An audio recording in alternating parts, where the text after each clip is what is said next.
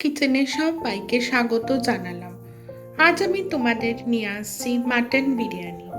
এই রেসিপিটা বানাতে আমি এখানে নিয়েছি 1.5 কেজির মতো একটি বড় করে কেটে রাখা মাটন। তার সাথে নিয়েছি হলুদ গুঁড়ো, লঙ্কা গুঁড়ো, সাজিরে, মরিচ, কালো মরিচ, গোটা গরম মশলা, তেজপাতা, শুকনো আলু বোকরা, খোয়া ক্ষীর, জায়ফল, জয়িত্রী, জাফরান, 1 চামচ চিনি, পরিমাপ মতো নুন, হাফ বাটি দুধ, টক দই, পেঁয়াজ 400 গ্রামের উপরে, কিছুটা কাঁচা লঙ্কা, রসুন, আদা, 8 পিস আলু নিয়েছি আমি, মাঝখান থেকে একটু কেটে নিয়েছি, গোলাপ জল, কেওড়ার জল, তার সাথে নিয়েছি 1 কেজির মতো দেরাদুন রাইস ও সেদ্ধ করে রাখা ডিম। চলো এবার আমরা রেসিপিটা শুরু করি। সমস্ত শুকনো মশলাগুলো একটা খালি ফ্রাই প্যানে একটু নাড়াচাড়া করে নেব, যাতে ভাজতে আমার সুবিধা হবে।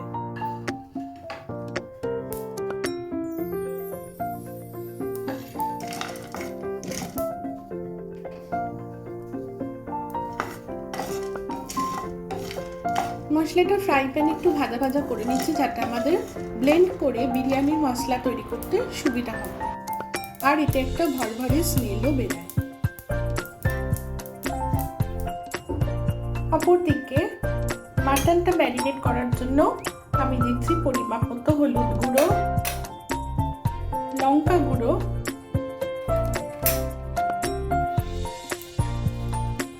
নুন,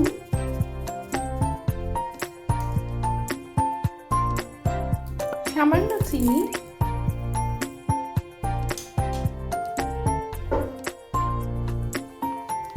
টক দই।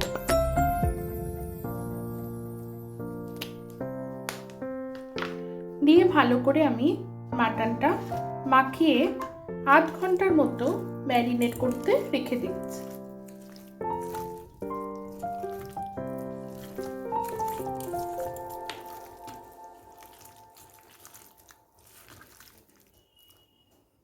একটা ঢাকা দিয়ে রেখে দিলাম। হাফ বাটি দুধ নিয়েছি, এর মধ্যে খোয়া ক্ষীরটা মিশিয়ে দিচ্ছি, শুকনো মশলা পেস্ট করে রাখলাম। একটা প্রেসার কুকার গরম করে নিলাম, এর মধ্যে দিলাম 6 চামচের মতো তেল, আর দেব সাদা ঘি। দিয়ে দিলাম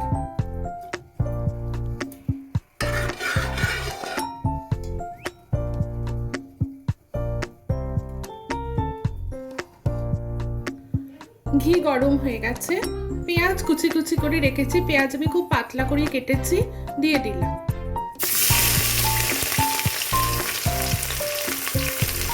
পেঁয়াজ আমি লাল করে ভাজবো।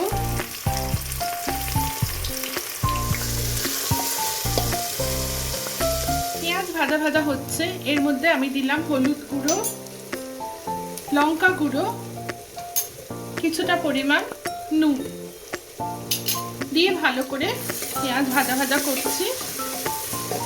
আর দিচ্ছি কিছুটা পরিমাণ শুকনো বিরিয়ানির যে মশলাটা আমি তৈরি করেছি সেটা।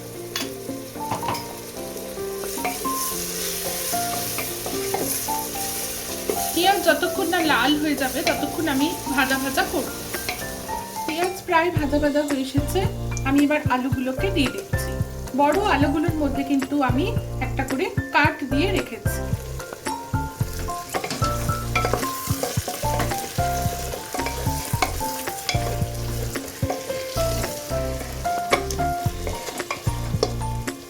সামান্য জিঞ্জার গার্লিক পেস্ট আর মশলার বাটি ধোয়া জলটা আমি দিয়ে দিলাম। এরপর আমি পরিমাপ মতো জল দিচ্ছি, যাতে আলু ডুবে সেদ্ধ হয়ে যায়। আর 1 চামচ বিরিয়ানি মশলা দিয়ে দিলাম, দিয়ে ভালো করে মিশিয়ে নিলাম। আলুটা যাতে সেদ্ধ হয় তার জন্য আমি একটা ঢাকা দিয়ে দিলাম। আর আমি দিয়ে রাখলাম।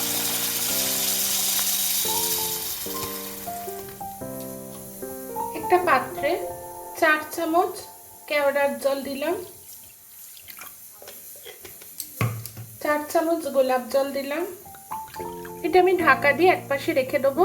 এখান থেকে একটা হালকা হলুদ রং বেরোবে। আলু প্রায় আধ সেদ্ধ হয়ে এসেছে, আমি এর মধ্যে ডিমগুলো দিয়ে দিলাম। আলুটা আমি সিটি দিলাম না, কারণ বেশি সেদ্ধ হয়ে গেলে বিরিয়ানির আলু গলে যাবে। ভাতের সাথে আমাকে আরেকবার স্টিমে বসাতে হবে। রাইস বানানোর জন্য আমি কিছুটা জল গরম করছি, একটা ঢাকা দিয়ে দিলাম। হাঁড়ির পাত্রের ঢাকায় আমি কিছুটা পরিমাণ নুন, 4টে তেজপাতা ও 1 চামচ গোটা গরম মশলা রেখেছি। এগুলো আমি জলের সাথে সমস্ত মিশিয়ে দিচ্ছি।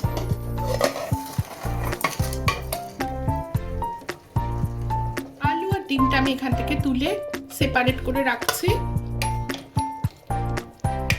ডিম আমি ভাজিনি, সেদ্ধ ডিম এখানে আমি দিয়েছি।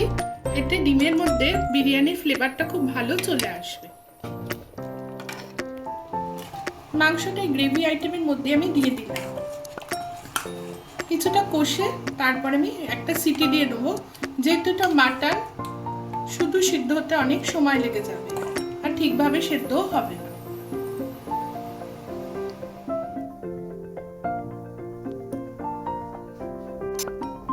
আরেক চামচ গুঁড়ো মশলা দিয়ে ভালো করে নাড়া দিচ্ছি। এরপর একটা ঢাকা দিয়ে রেখে দেবো। ভাতের জন্য চাল আমি আধ ঘন্টা ভিজিয়ে রেখেছি। জল ফুটে এসেছে, এর মধ্যে চাল দিয়ে দিলাম।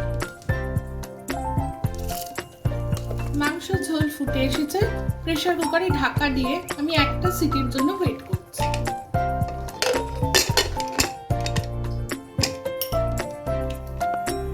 দুধের মধ্যে ক্ষীরটা ভালো করে মিশিয়ে নিচ্ছি, যাতে কোনো রকম ডেলা না থেকে যায়। এর সাথে আমি দিচ্ছি 3-4 ফোঁটা মিষ্টি আতর।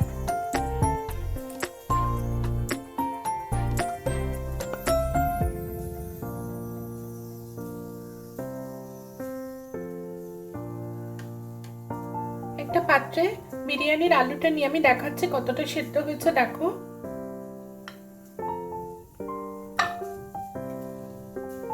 প্রায় পুরোটাই সেদ্ধ এসেছে, অথচ আলুটা গলেনি। মাংসের পাত্র পরিবর্তন করলাম, হাঁড়ির মধ্যে একটু ফুটতে দিচ্ছি। এর সাথে আমি আলু বোখরাগুলো দিয়ে দিলাম।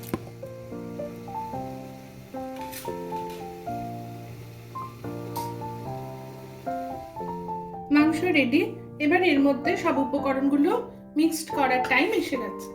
প্রথমে আলুগুলো দিয়ে দিলাম, কিছুটা দিলাম আলু ডিম অর্ধেক অর্ধেক করে দিচ্ছি, যাতে একটু ডুবে যায় সেভাবেই দিলাম।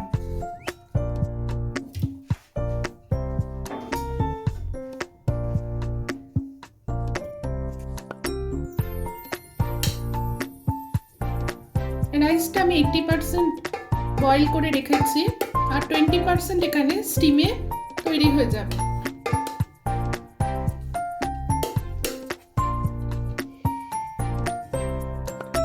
এইভাবে ভাতটা আমি ভালো করে একটা লেয়ার পেতে পেতে দিলাম। বিরিয়ানি মশলা 1 কোট আমি দিয়ে দিলাম ভেতরে, যতটা আমার লেফট আউট ছিল।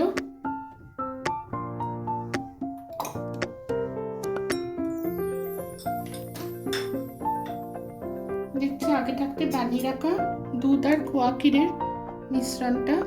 এবার আরেক লেয়ারে ডিম আর আলু আমি সেদ্ধ এর মধ্যে, বাকি ভাতের লেয়ারটা আবার আমি উপর থেকে দিয়ে দিচ্ছি।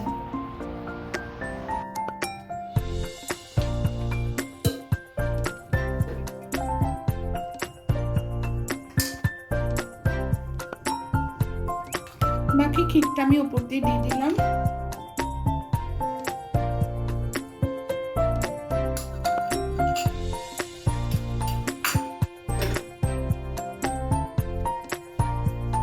আর দিয়ে দিলাম বানিয়ে রাখা কেওড়া, গোলাপ জল আর কেশরের মিশ্রণ।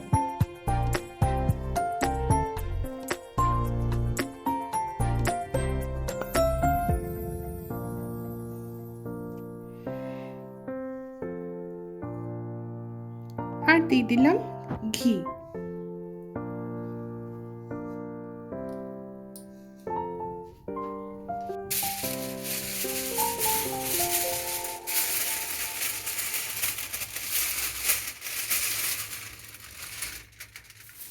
দুই দিক থেকে এভাবে আমি ক্রস করে দিয়ে দিলাম, যাতে কোনোভাবে বিরিয়ানির স্টিমটা বাইরে বেরিয়ে না যায়।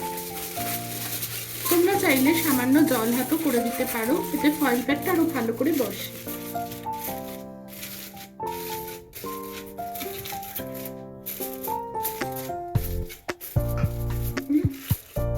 একটা তাওয়া বসালাম, তার উপর হাঁড়িটা বসিয়ে দিলাম, লো ফ্লেমে করে দেব। এইভাবে আস্তে আস্তে হিটটা উঠতে থাকবে, কোনোভাবেই পুড়বে না। একটা ভারী ঢাকা দিয়ে দেব। 10 থেকে 15 মিনিট আমি সিমারে রেখে দিলাম স্টিমটা ওঠার জন্য।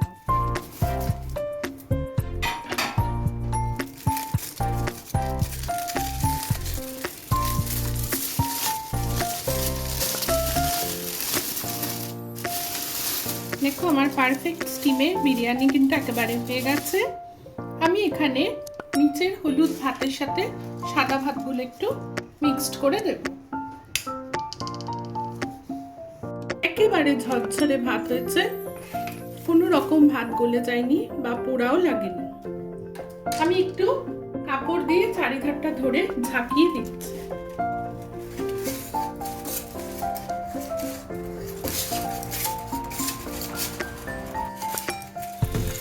আমি নিচে হলুদ ভাত আর সাদা ভাত এক করে দিলাম। দেখো এতটুকুনিও পোড়া লাগেনি, আর ভাত একেবারে ঝরঝরেই হয়েছে। এবার আমি এটা সার্ভ করছি। একেবারে ঝরঝরে মাটন বিরিয়ানি যেরকম হয় সেরকমই হয়েছে, দোকানের মতো। রেসিপিটা যদি তোমাদের এতটুকুনিও ভালো লেগে থাকে, তোমরা বাড়িতে একবার ট্রাই করো আর আমার কমেন্ট সেকশনে জানিও। যদি এতটুকুনিও ভালো লেগে থাকে, লাইক ও সাবস্ক্রাইব করার অনেক বেশি অনুরোধ রইল। অনেক অনেক বেশি ভালো থেকো, সুস্থ থেকো। নমস্কার।